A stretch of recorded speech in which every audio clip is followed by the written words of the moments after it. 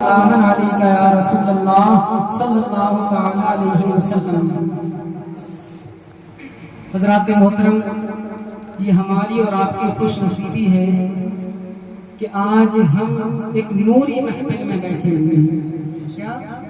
ایک نوری محفل میں بیٹھے ہوئے ہیں۔ نور سمجھتے ہیں؟ نور کہتے ہیں اندھیرے کے اپوزٹ کو، روشنی جس کو بولتے ہیں، اندھیرے کا اپوزٹ، اندھیرے کا برعکس، اس کو ہم کہتے ہیں نور۔ اور انسان کا جو دل ہے وہ اس نور کے ٹھہرنے کی جگہ ہے۔ انسان کے دل میں یا تو نور ہوگا یا پھر وہی اندھیرا ہوگا جس کو ظلمت اور تاریکی کہا جاتا ہے۔ تو اللہ رب العزت کا کروڑوں کروڑ مرتبہ یہ احسان ہے کہ اس نے ہم تمام کے دلوں میں اپنے محبوب کی محبت کا نور پیدا فرمایا ہے۔ کیا فرمایا ہے؟ اپنے محبوب کی محبت کا نور پیدا فرمایا ہے۔ اور اللہ تبارک و تعالیٰ کا احسان عظیم ہے کہ آج ہم اور آپ یہاں بیٹھ کر اس کا اور اس کے پیارے محبوب کا ذکر کر رہے ہیں، کیونکہ اس کا اور اس کے محبوب کا ذکر کرنا یہ بڑی ہی سعادت کی بات ہے، بڑی نیک بختی کی بات ہے۔ یہ چیز سب کو حاصل نہیں ہوتی، سمجھ رہے ہیں میری بات آپ؟ یہ چیز سب کو حاصل نہیں ہوتی ہے۔ اللہ تبارک و تعالیٰ نے ہم پر اپنا یہ فضل و کرم فرمایا کہ اس شادی کے موقع پر ہم تمام کو جمع کر کے ایک نوری محفل اس نے قائم کرنے کی توفیق بخشی، تاکہ ہم یہاں بیٹھ کر کے اس کا، اس کے محبوب کا، اس کے نیک بندوں کا ذکر کریں اور اس ذکر کی لذت سے اپنے قلوب کو، اپنے اذہان کو منور و مجلہ کریں اور دارین کی سعادتوں سے مالا مال ہوں۔ حضرات محترم، کافی دیر سے آپ نے بہت کچھ سماعت کیا، ناصحانہ کلمات بھی سماعت کیے، نعت و منقبت بھی سماعت کی۔ دو تین باتیں میں بھی عرض کروں گا، دو تین شعر پڑھوں گا، ان کو سمجھانے کی کوشش کروں گا۔ اس کے بعد پروگرام کو ہم اختتام کرنے کی کوشش کریں گے۔ ایک مرتبہ اور پڑھیں درود پاک صلی اللہ علیہ وآلہ وسلم، صلاۃ و سلام علیکہ یا رسول اللہ صلی اللہ تعالی علیہ وسلم۔ کلام اعلیٰ حضرت کے دو تین شعر آپ کی سماعتوں کے حوالے کروں گا اور ان کو سمجھانے کی کوشش کروں گا۔ حضرات آپ لوگوں سے التجا ہے، اگر کسی طریقے کی کوئی لفظ آپ کو نظر آئے تو اس کو سمجھانے کی مجھے کوشش کریں گے۔ ایک مرتبہ مچل کے بولیں سبحان اللہ۔ رخ دن ہے یا مہر سما، یہ بھی نہیں وہ بھی نہیں، رخ دن ہے یا مہر سما، یہ بھی نہیں وہ بھی نہیں۔ رخ کہتے ہیں چہرے کو، رخ کہتے ہیں چہرے کو۔ دیکھیے، اس سے پہلے میں آپ کو ایک روایت سناتا ہوں، معجم الاوسط اور شاید ابن حبان کی روایت ہے، یہ کتابوں کے نام ہیں۔ حضرت عائشہ صدیقہ بنت صدیق رضی اللہ تعالی عنہ فرماتی ہیں کہ جب بندہ حضور اکرم صلی اللہ تعالی علیہ وسلم کی تعریف بیان کرنے بیٹھتا ہے تو وہ حضور کی تعریف کرتا رہتا ہے، حضور کے اوصاف کو بیان کرتا رہتا ہے۔ ایک وقت ایسا آتا ہے کہ بندہ عاجز ہو جاتا ہے۔ کیا ہو جاتا ہے؟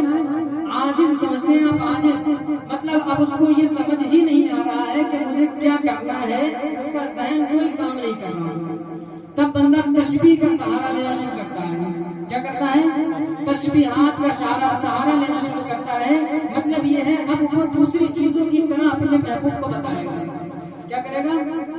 اپنے محبوب کی تعریف اس طریقے سے کرے گا کہ میرے محبوب کا چہرہ چودھری کے چاند کی طرح ہے، کوئی یہ کہے گا کہ میرے محبوب کی آنکھیں ہرن کی آنکھوں کی طرح ہیں، کوئی یہ کہے گا میرے محبوب کے پاس سے جو خوشبو آتی ہے وہ مشک جیسی خوشبو ہوتی ہے۔ اس طریقے کے سہارے لیتا ہے پھر آدمی۔ سرکار اعلیٰ حضرت بھی جب حضور کی تعریف بیان کرنے بیٹھے، اب دیکھیے ایک چیز اور سنیں کہ حضور کی تعریف کوئی بیان کر ہی نہیں سکتا، حضور کی تعریف کوئی نہیں کر سکتا۔ ساری کائنات مل جائے، ساری کائنات جمع ہو جائے اور سارے سمندر سیاہی بن جائیں اور جتنے بھی درخت ہیں وہ سارے قلم بن جائیں اور وہ سب کچھ مل کر کے حضور کی تعریف لکھنا چاہیں، پھر بھی حضور کی تعریف کا ایک باب مکمل نہیں کر سکتے۔ دنیا میں تقریباً 8 ارب لوگ رہتے ہیں، 8 ارب لوگ، یہ سارے لوگ مل جائیں اس بات बात पर मुत्तफिक हो जाए, हुजूर की तारीफ और तौसीफ बयान करने बैठे, लेकिन फिर भी ये लोग क़यामत तक लिखते रहेंगे हुजूर की तारीफ पर, फिर भी हुजूर की तारीफ का एक बाब मुकम्मल नहीं कर सकते सारे लोग मिल करके। क्यों? इसलिए कि हुजूर की तारीफ में खुद रब्बे कायनात ने पूरा कुरान नाज़िल फरमा दिया। क्या हुजूर हजरत आयशा फरमाती हैं कि हुजूर की आदत, हुजूर के अखलाक कैसा है? कुरान है, कुरान मतलब पूरा कुरान हुजूर के अखलाक है। अब हुजूर की कोई तारीफ करने अगर बैठता है, अब आला हजरत की तारीफ करने बैठे, तो एक वक्त ऐसा आया कि आजिज हो गए। जब आजिज हो गए तो फिर तस्बीह का सहारा लेना शुरू किया। जब तस्बीहात का सहारा लेना शुरू किया, तब आला हजरत ने फरमाया, रुख दिन है या महरे समा, रुख दिन है या महरे समा, महर कहते चांद को, समा कहते हैं आसमान को। हुजूर का चेहरा आसमान के चांद की तरह है, या फिर हुजूर का चेहरा चमकते हुए सूरज की तरह है। आला हज़रत ने जब ये कह लिया, उसके बाद कहते हैं ये भी नहीं, वो भी नहीं, ये चीज नहीं हो सकती। क्या समझ रहे मेरी बात? रुख दिन है या महरे समा, ये भी नहीं, वो भी नहीं, ये भी नहीं, वो भी नहीं। आला हज़रत फरमाते हैं, ऐ हुजूर अकरम सल्लल्लाहु अलैहि वसल्लम, मैं आपके मुनव्वर चेहरे को, नूर वाले चेहरे को, नूरानी चेहरे को किस चीज से तशबीह दूं? क्या मैं आपके चेहरे को चमकते सूरज से तशबीह दूं, या मैं आपके चेहरे को चमकते चांद से तशबीह दूं? आला हज़रत कहते हैं नहीं, ये चीज तो नहीं हो सकती है। ना हुजूर का चेहरा चौदवी के चांद की मानंद हो सकता है, मतलब ना चौदवी का चांद हुजूर के चेहरे की मानंद हो सकता है, और ना ही चमकता हुआ सूरज हुजूर के चेहरे की मानंद हो सकता है। आला हज़रत से पूछा गया क्यों नहीं हो सकता? क्योंकि सूरज में तो इतनी तपिश है, सूरज में तो इतनी रोशनी है कि जब सूरज तुलू होता है तो सारी कायनात से अंधेरे को दूर कर देता है, तो फिर हुजूर के चेहरे की तरह क्यों नहीं हो सकता? तो आला हज़रत फरमाते हैं ये तो फैली है। बेशक सुभान अल्लाह। क्या है ये? तो फैली है, यानी हुजूर के सदक़े में सूरज पैदा किया गया है। अब जो चीज सदक़े में पैदा हो, जो चीज नकल बन करके पैदा हो, वो असल के मानंद नहीं हो सकती। समझ में आया? असल ही होगी, असल के मानंद नहीं हो सकती। इसलिए आले हज़रत फरमाते हैं, रुख दिन है या महरे समा, ये भी नहीं, वो भी नहीं, शब जुल्फ या मुश्के खुदा, ये भी नहीं, वो भी नहीं। शब कहते हैं रात को, जुल्फ हुजूर के जुल्फ़े अंबरी, हुजूर के जुल्फ़े अंबरी को तशबीह देते हैं। आला हज़रत कहते हैं हुजूर की जुल्फ़े अंबरी रात की तरह सियाह होगी, और आपके पास से आने वाली खुशबू कैसी होगी? खुतन की खुशबू की तरह होगी। खुतन एक जगह है जहाँ की खुशबू बहुत ज्यादा मशहूर है कि हुजूर के बालों की स्याही रात की स्याही की तरह होगी, और हुजूर के पास से आने वाली खुशबू कैसी होगी? खुतन के मुश्क की तरह होगी। फिर बाद में कहते हैं नहीं, ये नहीं हो सकता, ये चीज भी हुजूर की तरह नहीं हो सकती, ये चीज भी हुजूर की। हाँ, शब जुल्फ़ या मुश्के खुदा, ये भी नहीं, वो भी नहीं, खुर्शीद था किस जोर पर, क्या बढ़ के चमका था कमर, खुर्शीद था किस जोर पर, क्या बढ़ के चमका था कमर, बेपर्दा जब वो रुख हुआ, बेपर्दा जब वो रुख हुआ, ये भी नहीं, वो भी नहीं। खुर्शीद कहते हैं सूरज को, खुर्शीद किसको कहते हैं? सूरज को। कमर कहते हैं चांद को। आपने रिवायत सुनी होगी, हजरत जाबिर रज़ियल्लाहु ताला अन्हु बयान फरमाते हैं कि चौदहवीं की रात मैं एक मर्तबा मैंने हुजूर को देखा कि आप हुजूर सल्लल्लाहु अलैहि वसल्लम यमनी चादर में तशरीफ रखते हैं, यमनी चादर पहने हुए बैठे हैं, आप जलवा फरमा हैं। तो मैं कभी हुजूर के नूरानी चेहरे को देखता और कभी चौदहवीं के चांद को देखता, तो मैंने ये फैसला किया कि चौदहवीं के चांद की कोई हैसियत नहीं मेरे हुजूर के नूर के सामने। क्या चौदहवीं के चांद की कोई हैसियत नहीं है मेरे नबी نبی کے چہرے کے نور کے سامنے. کیوں؟ اس لیے کہ وہ تو طفیلی ہے, وہ حضور کے صدقے میں پیدا کی گئی ہے. آپ کو پتا ہے سب سے پہلے اللہ رب العزت نے ہمارے نبی کے نور کو پیدا فرمایا, پتا ہے نا, سب سے پہلے ہمارے نبی کے نور کو پیدا فرمایا. پھر اللہ رب العزت نے جب تک چاہا وہ نور گردش کرتا رہا, وہ نور اللہ رب العزت کی مشیت سے گردش کرتا رہا.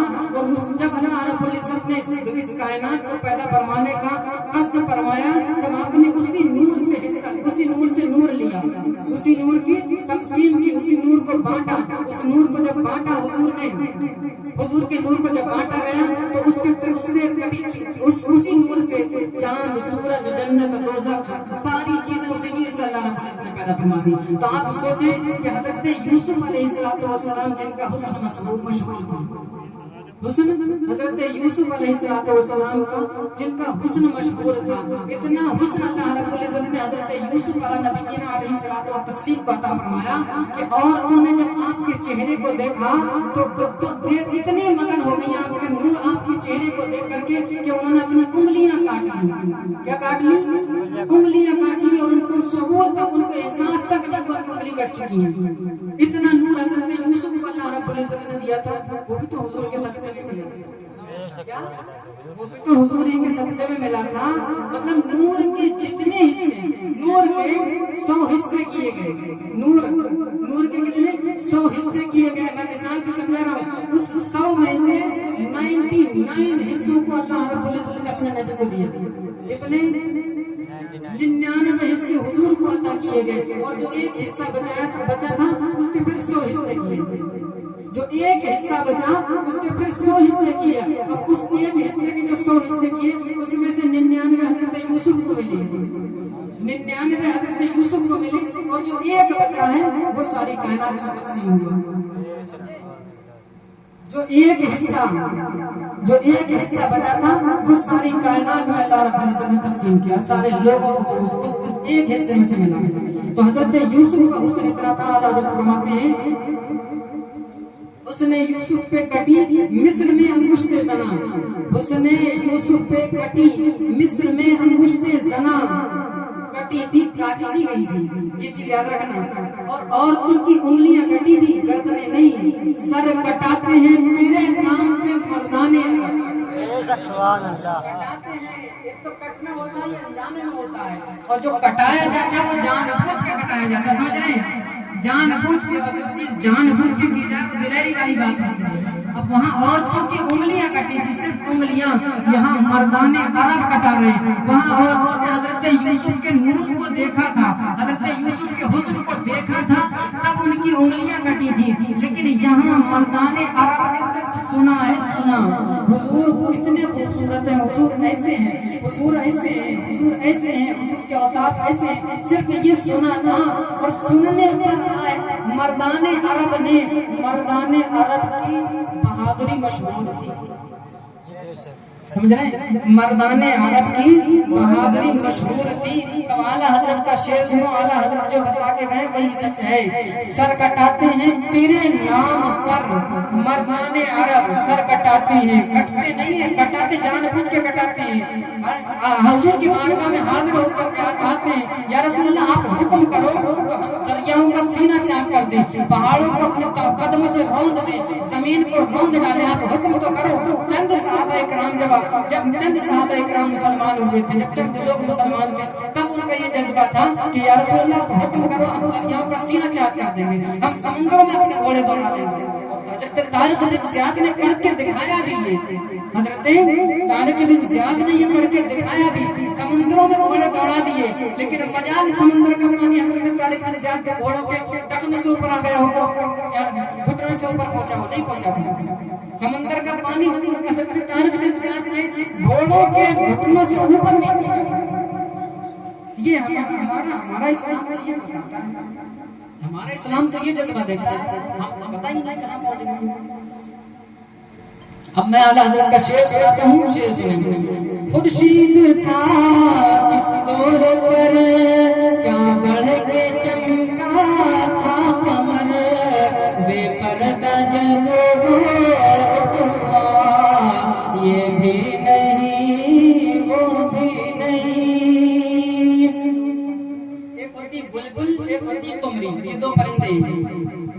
ہیں، ٹھیک ہے۔ بلبل جب پھول تک پہنچ جاتی ہے تو وہ اس کی معراج ہو جاتی ہے، ٹھیک ہے۔ بلبل کی معراج کیا ہے؟ پھول تک جب وہ پہنچ جائے گی تو وہ اپنی معراج پر پہنچ گئی۔ ایک ہوتی ہے قمری، اس کی معراج ہے درخت، مطلب جنگل کے سب سے اونچے اور سیدھے درخت کا انتخاب کرنا۔ جب وہ سب سے اونچے اور سیدھے درخت پر پہنچ جاتی ہے تو اس کو معراج حاصل ہو جاتی ہے، ٹھیک ہے۔ اب وہاں جب یہ اپنی اپنی معراج اپنی پیک پر پہنچ جاتی ہیں، پھر یہ کیا کہتی ہیں وہ سنیں۔ اس کے بعد اعلیٰ حضرت نے کیا جواب دیا وہ سنیں۔ بلبل گل ان کو کہا، قمری نے سروے جاں فضا۔ بلبل کیا کہہ رہی ہے؟ بلبل یہ کہہ رہی ہے حضور میرے لیے پھول ہے۔ حضور کون ہے؟ میرے لیے پھول ہے۔ قمری کہہ رہی نہیں سروے جاں فضا ہے۔ بلبل کہہ رہی نہیں پھول ہے، اس کو وہ کہہ رہی سروے جاں فضا ہے میرے لیے۔ سمجھ میں آ رہی ہے آپ کو؟ بلبل نے گل ان کو کہا، قمری نے سروے جاں فضا۔ عقل نے کام چھوڑ دیا، عقل نے کیا کیا؟ کام چھوڑ دیا۔ اب یہاں پر عقل کام نہیں کر رہی، اب جہاں عقل کام چھوڑ دے وہاں پر کیا چیز آتی ہے؟ حیرت۔ کیا آتی ہے؟ حیرت شروع وہاں سے ہوتی ہے۔ جہاں عقل کام چھوڑتی ہے وہاں سے حیرت شروع ہوتی ہے۔ جیسے چاند کے 2 ٹکڑے کیے حضور نے، عقل کام کر سکتی ہے؟ نہیں کر سکتی۔ عقل کے گھوڑے کتنی دوڑاؤ نہیں دوڑیں۔ حضور میرا آسمانوں کو پار کر کے گئے، آسمانوں کا سینہ چاک کر کے حضور عرش اعظم پر گئے، لامکاں گئے، عقل نہیں کام کر سکتی اس میں۔ حضور نے اپنا لعاب دہن ڈالا، شیری مطلب ایک کھاری کنویں میں، تو اس کا پانی شیری ہو گیا، میٹھا ہو گیا، عقل کام کر سکتی اس میں؟ تھوک سے کیا چیز میٹھی ہوتی ہے؟ تھوک سے کون سی چیز میٹھی ہوتی ہے؟ کوئی چیز میٹھی ہوتی ہے، عقل کام نہیں کرے گا۔ یہاں حیرت ہوتی ہے، کیسے ہو سکتا ہے؟ نہیں سوچتا انگلی کے اشارے سے چاند کیسے پہنچ سکتا ہوں؟ جہاں پر عقل کام چھوڑ دے وہاں سے حیرت شروع ہوتی ہے۔ اب یہ ان دونوں کی آپس میں بحث ہو رہی ہے، کس کی؟ بلبل کی، قمری کی۔ وہ کہہ رہی نہیں میرے لیے گل ہے، قمری کہہ رہی نہیں سروے جہاں فضا ہے۔ کہیں پر حیرت بھی تھی، حیرت۔ اب حیرت کیا کہتی ہے؟ حیرت نے جھنجھلا کر کہا یہ بھی نہیں وہ بھی نہیں۔ حیرت نے جھنجھلا کر کہا یہ بھی نہیں وہ بھی نہیں۔ ایک شعر اور سنیں اس کا۔ کوئی ہے نازاں زہد پر یا حسن توبہ ہے سپر۔ زہد اپنی پرہیزگاری پر، ٹھیک ہے، یہ 2 لفظ آئے تھے۔ کوئی ہے نازاں زہد پر، یعنی کسی کو اپنی پرہیزگاری پر فخر ہے، اور کسی کے پاس کیا ہے؟ حسن توبہ۔ توبہ کا کیا ہے؟ ڈھال ہے، ڈھال۔ ڈھال سمجھتے ہیں؟ ڈھال سمجھتے ہو؟ ڈھال اس کو کہتے ہیں جس پر آنے والے وار کو روکا جائے، وہ جو جنگ کے میدان میں جنگجو اپنے ہاتھ میں لگاتے ہیں، ٹھیک ہے۔ کسی کے پاس تو زہد و تقویٰ ہے، پرہیزگاری ہے، اور کسی کے پاس توبہ کی ڈھال ہے۔ اعلیٰ حضرت کہتے ہیں ہمارے پاس نہ تو پرہیزگاری ہے اور نہ ہی ہمارے پاس سچی توبہ ہے، ہمارے پاس ہے کیا؟ وہ سنو اعلیٰ حضرت کی زبان میں۔ کوئی ہے نازاں زہد پر یا حسن توبہ ہے سپر، یا حسن توبہ ہے سپر، یا ہے فقط تیری عطا یہ بھی نہیں وہ بھی نہیں، یہ بھی نہیں وہ بھی نہیں۔